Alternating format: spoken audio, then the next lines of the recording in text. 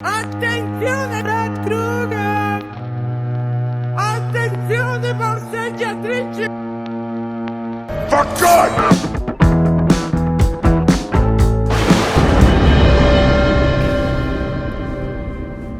Olá pessoal, no vídeo de hoje falarei de uma das maiores fontes de inspiração para o terror. Estou falando do pesadelo. E para falar de pesadelo, nada melhor do que trazer seu maior expoente, Fred Krueger, e o filme A Hora do Pesadelo. A fonte de inspiração para esse filme não poderia ser outra senão os sonhos, mas é aqui que a história começa a flertar um pouco com o horror real. Isso porque o diretor do filme, Wes Craven, leu um artigo no jornal de jovens no Camboja que podiam prever sua morte através dos sonhos ou morrer enquanto sonhavam. E isso de morrer durante os sonhos ficou permeando sobre a cabeça de Wes Craven até que ele decidiu colocar isso num roteiro. E para criar as características do seu vilão, Wes Craven buscou inspiração nos seus medos de infância. Quando pequeno, ele viu um homem com graves queimaduras no rosto, e isso o marcou bastante. Outra coisa que também o marcou foi a figura de um bêbado utilizando um chapéu que o deixou aterrorizado. Até o nome Fred Krueger vem da infância de Wes Craven. Isso porque esse era o nome de um valentão que o atormentava no período de escola. Então, quando estamos assistindo A Hora do Pesadelo, estamos na realidade assistindo a um pesadelo de Wes Craven. O rolê, pessoal, é fazer terapia, ter contato com esses traumas do passado, encarar eles e depois transformar num filme. O Wes Craven já passou qual é o caminho ali, hein? Mas afinal, quem é Fred Krueger? Fred Krueger é esse monstro metafísico que se move através dos sonhos, ou melhor dizendo, dos pesadelos. Lá, ele não tem qualquer tipo de limitação, seja de tempo ou espaço. Ele também possui a habilidade de transformação, o que o deixa extremamente perigoso e imprevisível. E a regra para escapar desse bicho-papão é muito simples, né? É só você não dormir. É só isso. De boa, não? No primeiro filme, conhecemos sua origem, e aqui eu vou me ater a essa história. Isso porque foi o Wes Craven que escreveu o primeiro roteiro, né? Ele que idealizou o personagem e tudo mais. E na sequência eles tentam explicar mais sobre o passado, começam a criar relações ali que não me agradam tanto. E também isso é muito pessoal, mas eu acho que explicar demais acaba atrapalhando às vezes. Isso porque parte da fonte do medo é justamente o desconhecido.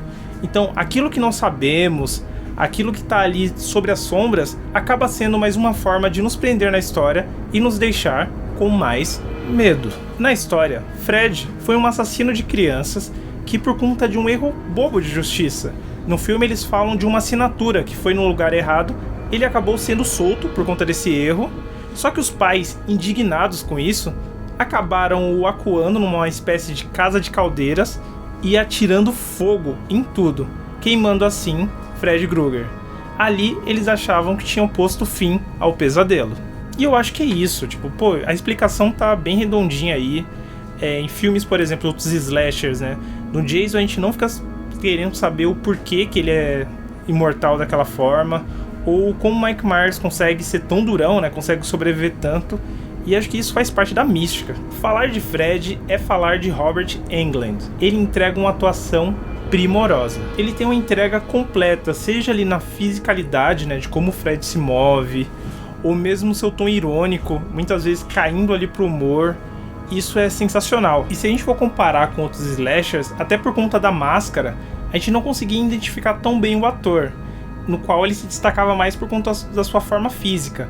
Uma vez que o Fred fala, e a gente vê um pouco do rosto dele apesar da maquiagem carregada, isso dá mais possibilidades para o ator criar e colocar personalidade no vilão. E Robert estava tão preparado para o papel que quando ele foi fazer as audições, né, para ver se ele seria escalado ou não, ele disse que passou cinzas de cigarro no olho e óleo de motor no rosto. E uma das técnicas que ele também quis impressionar o diretor Wes Craven foi tentar gravar toda a cena o encarando e não piscando, pra dar aquele ar meio doentio que o Fred tem. Aí não deu outra, né? Ele foi escalado pro papel. E já que falei de Fred, eu preciso falar também de Nancy, a Final Girl de A Hora do Pesadelo. Ela se destaca e eu até a coloco uma antagonista de Fred Krueger. É isso mesmo, uma antagonista. Isso porque ela é porradeira, tá? Ela vai pra cima do Fred mesmo. Ela tem muito instinto de sobrevivência, tanto que em um dos diálogos, né, dela com a mãe, ela fala, estou procurando formas de sobreviver, e acho que isso diz muito da personagem. Diferente de outros personagens em filmes de terror que acabam tomando atitudes que a gente acha meio duvidosas, ela tenta bolar uma tática, ela tenta entender como funciona nesse universo do Fred e como ela pode fazer, quais recursos ela pode arranjar para combatê-lo. Eu sei que eu sou meio repetitivo quando eu vou falar de filmes de terror e a questão do baixo orçamento, em como eles usam a inventividade, mas acontece que isso é meio que usual assim na indústria. E muitos filmes de terror de sucesso nasceram dessa forma, com baixo orçamento e muita vontade de realização. A New Line, né, que foi a produtora que fez esse filme, ela botou praticamente tudo em jogo. Teve que fazer um corre danado para levantar o dinheiro, que já não era muito, mas apostou grande e a gente viu que o acerto foi enorme, porque A Hora do Pesadelo foi um sucesso estrondoso.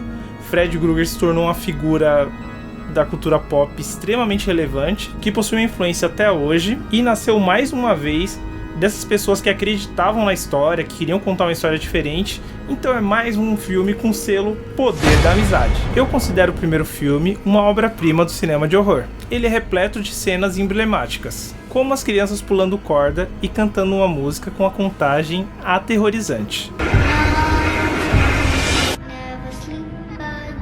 Ou mesmo o início do filme, no qual vemos Fred Krueger criar a sua luva tão clássica.